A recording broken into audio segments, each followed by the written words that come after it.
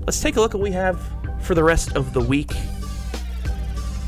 Starting Thursday, on the girls' side, Brian, Madison and Lexington. I want to see what Faith Kuhn can do against Lady Lex. She's probably going to make it tomorrow into our statistical leader. She's been right around there, so stay tuned for that with me and Hayden tomorrow. And then the game of the night, at least I think, an all-access look at the Clear Fork Lady Colts and their trip to River Valley. I get to ride the bus, get some locker room access pre- and post-game, maybe halftime, and then, I heard some rumors that, they really party it up on the bus after a win, but River Valley, one of those losses to Clear Fork, can they get the revenge?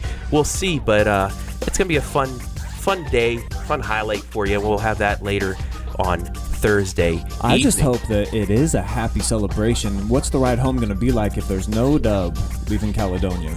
Let's not think like that. Not think like that. Yeah, what am I talking about? Yeah. Let's move ahead to Friday, and we have 2 live games and 2 highlights. We'll start with the highlights. A game that you and I called at Ashland was really good. Lexington-Ashland.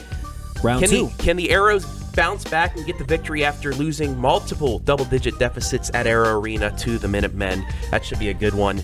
And then the other game, Mansfield Senior at Worcester.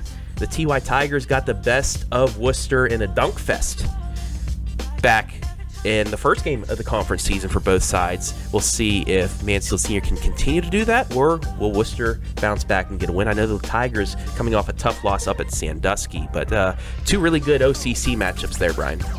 Couldn't agree more. Let's find out something about the Tigers in this game. Worcester, too, they're hot as of late. Are they actually a lot better than they showed early on in the year? Both of those are going to have major implications. Actually, probably are going to decide who wins the OCC. That's the biggest game of the night is for Lexington to kind of solidify themselves as the top dogs. And then we got 2 live games for you. First, Crestline and Lucas. There we go. Crestline.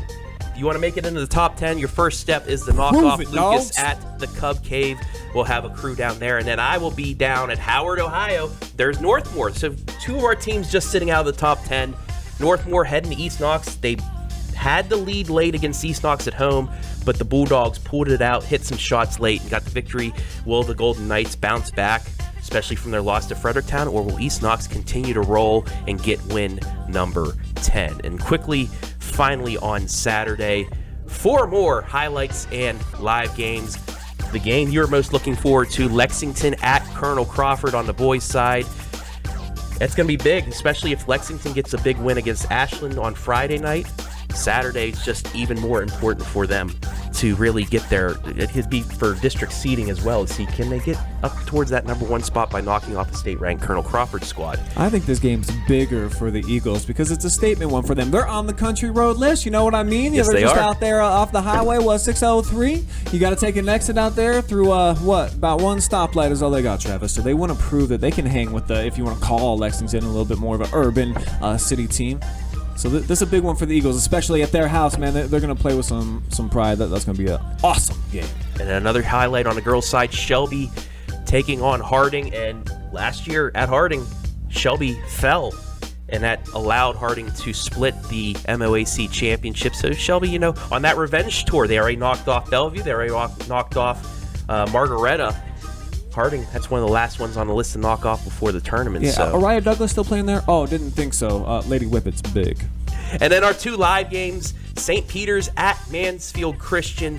That's a huge rivalry matchup between those 2 on the boys' side. We'll have that live and free. And then on the girls' side, Northmore and East Knox.